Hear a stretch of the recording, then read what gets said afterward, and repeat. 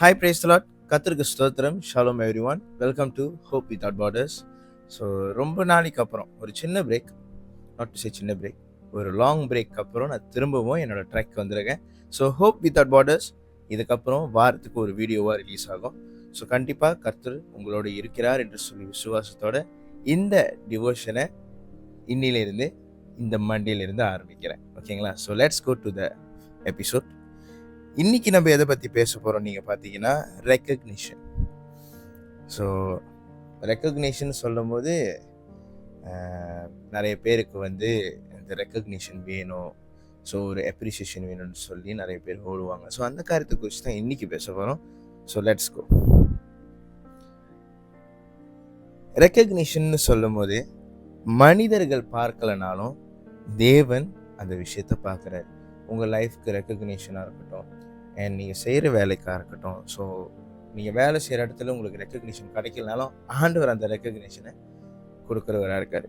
So first தொடக்கமாக நான் என்ன சொல்ல வரேன்னா, நம்ம வாழ்க்கையில் ஒரே ஒரு ஒரு ஒரு ஃபீலிங்ஸ் இருக்கும், ஒரு ஒரு உணர்வு இருக்கும்.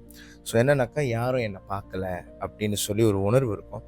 நம்ம எவ்வளவுனா நம்ம எவ்வளோ if we do lot of things செஞ்சாலும், முயற்சி பண்ணாலும், ஸோ யாரும் வந்து அப்ரிஷியேட் பண்ண மாட்டுறாங்க அப்படின்னு சொல்லி ஒரு ஃபீலிங் இருக்கும். அப்புறம் நம்ம செய்கிற நல்ல விஷயத்து கூட அன்னோட்டிஸ்ட் ஆயிரும். சில பேருக்கு அதை நோட்டீஸ் பண்ணியிருப்பாங்க, சில பேருக்கு அன்னோட்டிஸ்டாக இருக்கும். மோஸ்ட் ஆஃப் த பீப்புள் சொல்கிறது என்னன்னாக்கா, நான் கேட்ட வரைக்கும் அன்னோட்டீஸ் பண்ணியிருக்காங்க அப்படின்னு சொல்லி. ஸோ நம்ம வாழ்க்கையில் சில சமயம் ஓகேங்களா, ஸோ நம்ம இன்விசிபிள் மாதிரி ஃபீல் பண்ணுவோம். உங்கள் கண்ணுக்கு நம்ம தெரியுறோமா இல்லையா, ஏன் நம்மளை ரெஸ்பெக்ட் பண்ண மாட்டாங்க அப்படின்னு சொல்லி நம்ம யோசிப்போம். ஸோ ரியாலிட்டி நீங்கள் பார்த்தீங்கன்னா, இப்போ உலகம் என்ன சொல்லுது உங்ககிட்டன்னு நீங்கள் கொஞ்சம் யோசிக்கலாம். இப்போ வேர்ல்டு டிசைர்ஸில் பார்த்தீங்கன்னாக்கா, உலக காரியங்களில் நம்ம ஈடுபடும் பொழுது நீங்கள் பார்த்தீங்கன்னாக்கா, லைக்ஸ் இருந்தால் தான் வேல்யூ, அதாவது social media validation. So social மீடியாவில் நம்ம இருக்கும் போதும் சரி, நம்ம போடுற போஸ்ட், நம்ம போடுற ஸ்டேட்டஸ், நம்ம போடுற ஸ்டோரி, அது மூலிமா கிடைக்கிற லைக்ஸ் தான் வேல்யூன்னு நம்ம நினச்சிக்கிட்டு இருப்போம். ஸோ கம்பேரிசன் பண்ணுவோம். அப்ரூவல் அப்ரூவல் அடிக்ஷன் அப்படின்னு ஒன்று இருக்குது. ஸோ அதனால் மற்றவங்களை வச்சு நம்மளை கம்பேர் பண்ணுறோம். நம்ம வந்து ஹவு கேன் வி சே, நம்ம ஒரு போதாதவன், அதாவது அவங்களுக்கு நம்ம வந்து நாட் இனஃப், அவங்களுக்கு இன்னும் நிறைய காரியங்கள் தேவைப்படுது. ஸோ நம்ம மூலியமாக தேவைப்படும் போது யூஸ் பண்ணிக்கிறது தான் அந்தமாரி காரியம் இருக்கும்ல. ஸோ யூஸ் பண்ணி நம்மளை த்ரோ பண்ணுவோம். ஸோ நம்ம அவங்களுக்கு போதாதவளாகவும் நினைக்கிறோம்.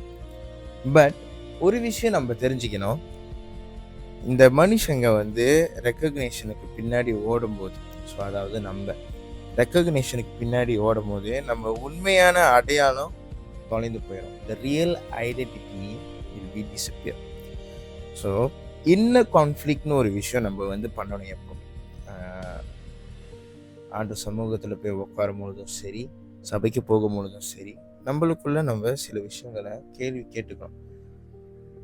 நம்ம உள்ளுக்குள்ள இருக்கிற கேள்விகள்லாம் என்னன்னு தெரியுமா?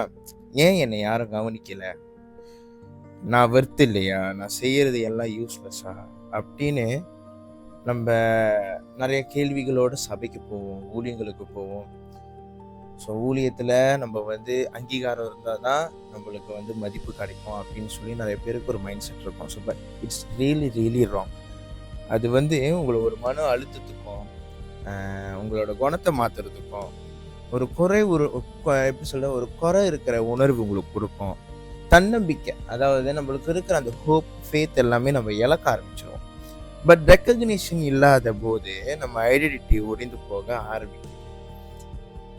அதுதான் இன்னர் கான்ஃப்ளிக்ட். நமக்குள்ள இருக்கிற கஷ்டங்கள், நஷ்டங்கள் எல்லாமே நம்ம உள்ளுக்கு போட்டு அழுத்தி கொண்டு இருக்கும்போது, ஒரு அழுத்தத்துக்குள்ளே போகும்போது நம்ம அறியாமலே சில காரியங்கள் நம்ம செய்ய ஆரம்பிச்சிடுவோம்.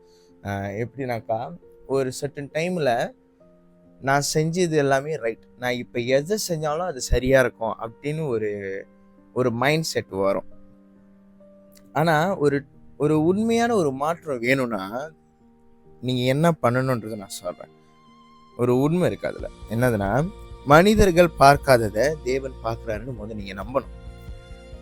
ஏன் நான் அதை சொல்கிறேன்னா, நீங்கள் ரகசியமாக செய்கிற நல்லது, நீங்கள் அமைதியாக தாங்குற வேதனை, நீங்கள் யாருக்கும் தெரியாமல் செய்கிற ஹெல்ப்பு எல்லாம் தேவனுக்கு தெரியும். மனுஷனுக்கு தெரியலனாலும் தேவனுக்கு கண்டிப்பாக தெரியும்.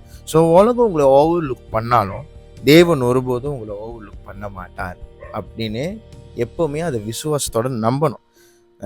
என்னோட சேர்ந்து நான் இந்த வீடியோலேயே நான் அட்டாச் பண்ணுறேன். மத்தேயு 6:4, உன் தந்தை ரகசியத்தில் காண்கிறவர், அவர் உனக்கு வெளிப்படையாக பலன் கொடுப்பார்.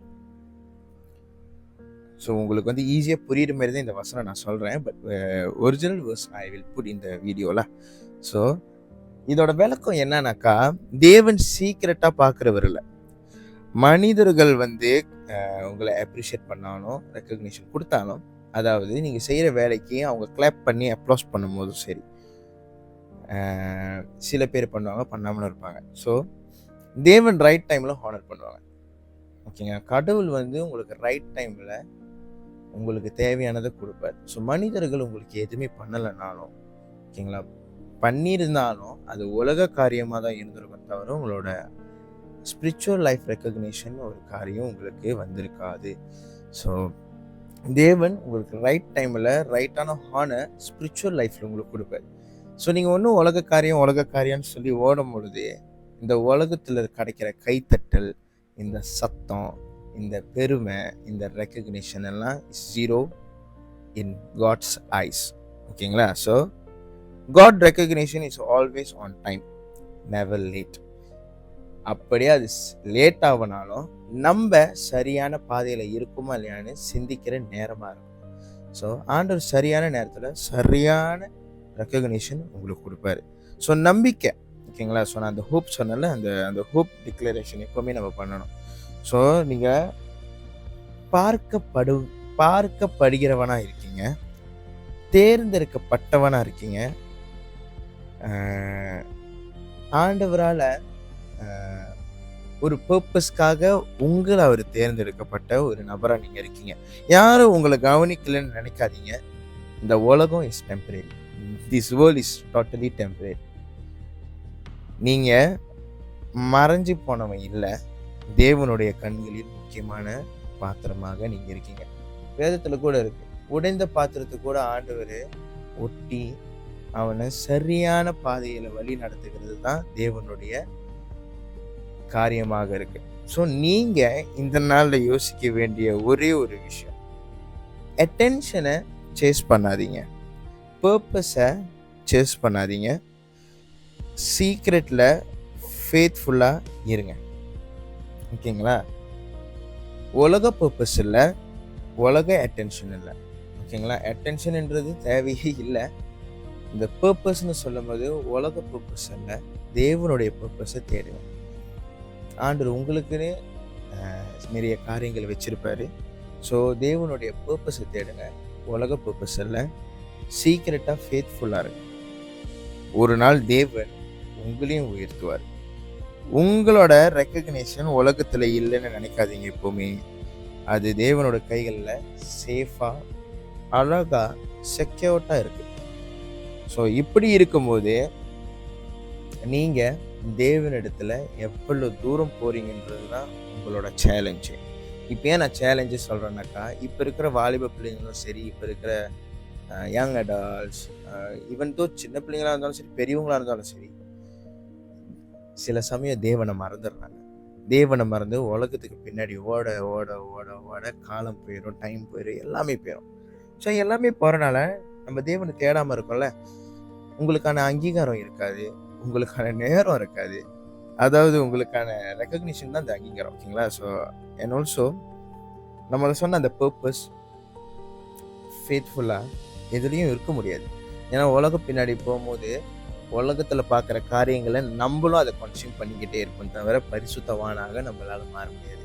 ஸோ இந்த நாளில் நீங்கள் தேவன்கிட்ட போய் கேட்குற ஒரே ஒரு காரியம், தேவனே என்ன நீங்கள் சீர்படுத்துங்க, என்ன நீங்கள் புது மனிதனாக மாற்றுங்க. இந்த ரெக்கக்னிஷனுக்காக, அட்டென்ஷனுக்காக ஓடாமல் உங்களோட பர்பஸை தேடி வரணும். உலகத்தோட பர்பஸ் இல்லை, என்னோட பர்பஸ் என் தேவன், நீங்கள் எனக்கு என்ன வச்சுருக்கீங்களோ அதை தேடி நான் வரேன், என்னை பலப்படுத்துங்க. நான் கிறிஸ்துவத்துக்குள்ள உண்மையான பாத்திரனாக வளர தேவன் எனக்கு உதவி செய்யுங்கன்னு சொல்லி ஜெபிங்க. உங்களோட பாவத்தை தேவன் இந்த நாளில் கழுவி புது மனிதனாக மாற்றி உங்களுக்கான ரெக்கக்னிஷன் பரலோகத்திலிருந்து தேவன் இந்த நாளில் கட்டளையிடுக வல்லவராக இருக்கிறார். ஸோ இன்னைக்கான எபிசோடில் இந்த காரியத்தை கற்றுக்கொண்டிருப்பீங்கன்னு நினைக்கிறேன். ஸோ கண்டிப்பாக அடுத்த எபிசோடில் உங்களுக்கு ஒரு வாரத்துக்கான அந்த டிவோஷன், அதாவது ஒரு எபிசோட் தான், இந்த ஒரு வாரம் ஃபுல்லாக உங்களோட காரியங்களை ப்ரிப்பேர் பண்ணுறதுக்கு, உங்களோட ஸ்பிரிச்சுவல் லைஃப் ப்ரிப்பேர் பண்ணுறதுக்கான காரியங்கள் நிறையவே வரும். So yeah, and God bless you all. கர்த்தர் உங்களை ஆசீர்வதிப்பாராக. And yeah, thank you.